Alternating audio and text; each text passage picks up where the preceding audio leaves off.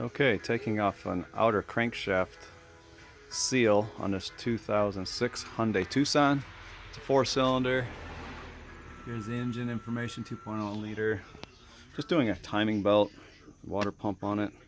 And I noticed it was leaking pretty bad. It's pretty wet up here. I think it's a valve cover. But then once I came down below to remove the lower cover and the crankshaft pulley, I noticed it was really leaking down in here.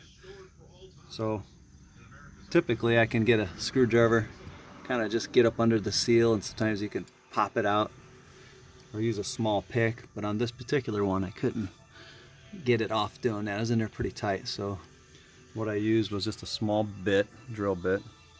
This one I can't see what it says on there. I think it's 16th inch or maybe 3/32, just a small little bit. And then I got this Pittsburgh tool here for popping panels on door panels and stuff. Clips, like these clips like underneath here, can pop, work perfectly. So I very carefully drilled a hole in the center, like in the very center of the seal. You have to be extremely careful. You don't want to hit this housing, and you don't want to scratch the crankshaft. It's harder than this aluminum, but either one, you don't want to put a nick in it because you'll get a leak.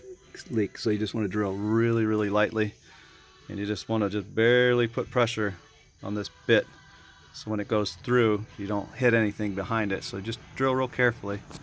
The metal's pretty thin on this. You can see I got the screw in there and I already pulled it out a little bit, so I'll just kind of demonstrate what I did.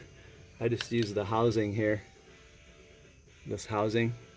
You can probably pull off of here or off of this, but let me get a little better angle here. You can see just kind of, let's see here if I can get under.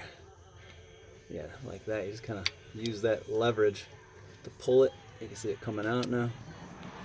All right, so let me get this off of here. All right, so you can see what I did here. I just got up underneath and popped it. You could probably use a screwdriver, maybe tip of a screwdriver, kind of hook it under there. But this just happened to work perfectly because it just hooks up under there. And then you can see I barely came through with the screw. I'll show you what the screw looks like. Just a little tiny screw. It's like a little sheet metal screw or a wood screw if you have one. So that's the way to do it. And then I'll show you the inside of the housing so you can see about the depth. I don't know, that's probably a 1/4 inch depth in there, and you don't want to hit anything inside there if you were to drill it. Just be very careful. There's not much room in there. And then as reference, I'm going to show you my finger. You can see that's not very big, so you got to be real careful in there not to nick and scratch that. Alright, so to put it back on, you just slide it back over. You can kind of tap it lightly around.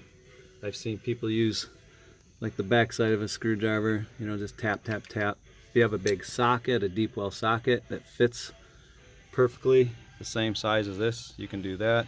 Or you can just get like a seal driver kit, whatever works best for you. Okay.